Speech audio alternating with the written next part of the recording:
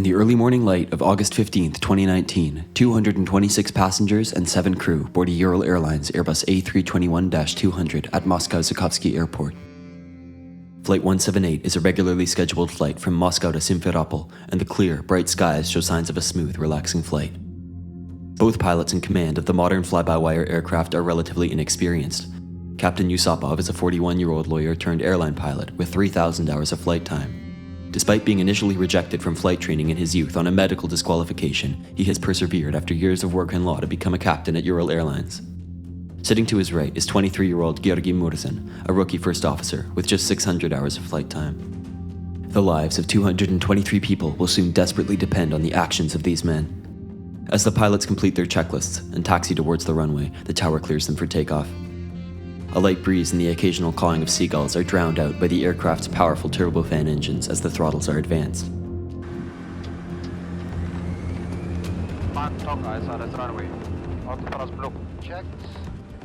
Thundering down the runway, the pilot monitoring calls out V1, rotate, and suddenly, in the blink of an eye, the flight crew is fighting for survival. Several kilograms of seagull have slammed into the Airbus's CFM56 engines, causing catastrophic damage. A few flashes are observed from both engines, followed by a sickening series of bangs. The flight crew observes a loss of power in the left engine and immediately contacts air traffic control. Pan, Svetlovskaya 178, one engine failure. The controller replies, copy 178, your decision? The captain immediately responds, please allow to turn back, altitude, before trailing off. A modern airliner like the A321 is perfectly capable of flying on one engine, and the flight crews go through simulated engine failures on takeoff as part of their training. But as the flight is cleared for a return to the airport, the right engine starts emitting the characteristic whine of an engine undergoing a compressor stall. Moments later, the right engine also loses power. In the blink of an eye, a routine takeoff has taken a deadly twist. Flight 178 has undergone a dual engine failure at an altitude of just 750 feet. It quickly becomes apparent that with the altitude so low, turning around now would be catastrophic. Too steep a bank to either side would surely doom the aircraft to an aerodynamic stall. As the flight nears contact with the ground, the engines are shut off completely. Tension grips the cabin as passengers anxiously anticipate the impending crash landing, but no announcements are made before the 80-ton airliner slams into the ground at 260 kilometers an hour.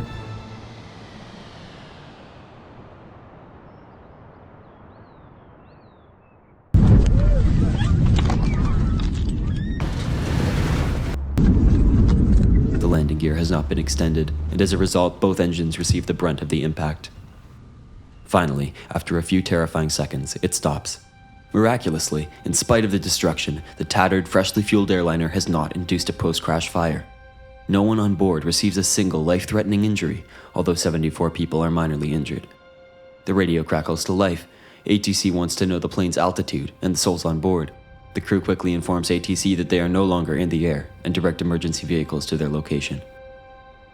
International praise has been heaped upon both pilots, and their actions are being compared to those of Captain Sullenberger and First Officer Skiles during the miracle on the Hudson. Certainly, the crew of Flight 178 deserve the highest praise for remaining calm and composed while under unimaginable stress. The 100% survivability in both accidents can be directly attributed to the temperament of the flight crew and their adherence to a well-known mantra for air emergencies: aviate, navigate, communicate. Flying the plane took precedence over any other action taken during the emergency, and thus the landing was conducted with sufficient airspeed for a smooth flare, avoiding more severe hull damage. Preliminary reports state the plane climbed to just 850 feet, achieving a maximum airspeed of 160 knots while maintaining just over 140 knots during the descent. These are exceptionally slim margins. Had the flight crew attempted a return to the airport, they would have likely crashed in the river to their right or on the houses to their left. The cabin crew were also crucial assets as they guided passengers to a speedy evacuation. However, the survivability of this incident was also largely dependent on luck. Had the flight not taken place during a calm day with high visibility, it could have likely turned deadly. And if the flight had departed from an airport surrounded by dense urban development, it would have very likely been catastrophic.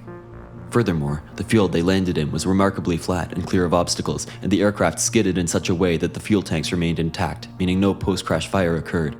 It is likely that the flight crew's decision not to lower the landing gear prior to impact was highly consequential in achieving this result. The investigation into this incident was delayed in part due to COVID-19, so specific details surrounding the crash are either not known or are speculative at best.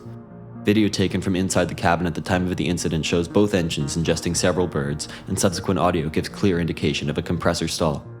A turbofan compressor works by funneling air through a series of small wing-shaped blades, compressing the air to a high enough pressure for it to enter the combustion chamber. A compressor stall occurs when the air entering the compressor turbines is disrupted in some way, causing the wing-shaped blades to aerodynamically stall and start behaving erratically. This can be caused by excess ice, an improper angle of attack, or foreign matter entering the engine, among other things. In the case of Flight 178, the blades in the compressor were likely deformed both by the impact and from bird residue, causing the engine to surge. However, a compressor stall on its own does not necessarily mean an engine has failed. Depending on the reason for the stall, it may be possible to still use and recover the engine. In certain cases, a flight crew may misdiagnose a compressor stall as an engine failure or an engine fire, leading them to shut down an operational or semi-operational engine. There is currently no evidence that the flight crew in question performed such an error, seeing as the engines can still be heard running with their respective compressor stalls until just before impact. Therefore, the final investigation is likely to conclude that catastrophic damage to both engines as a result of a bird strike on takeoff was the primary cause of Flight 178's crash. But this is just one piece of the puzzle in this incident. Further contributing factors are likely to include illegal waste dumps near the area, which reportedly increased the prevalence of birds near the airport.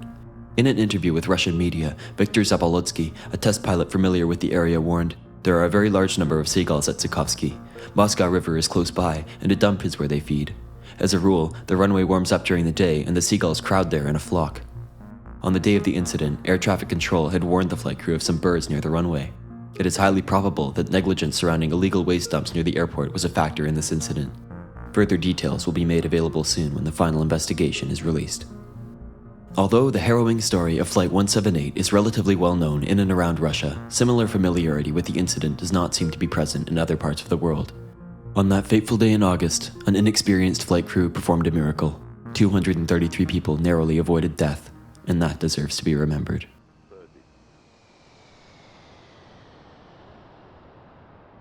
20. Retard 5. Thank you for watching. If you've enjoyed this video, please give it a like. And if you have anything to share, don't hesitate to leave a comment.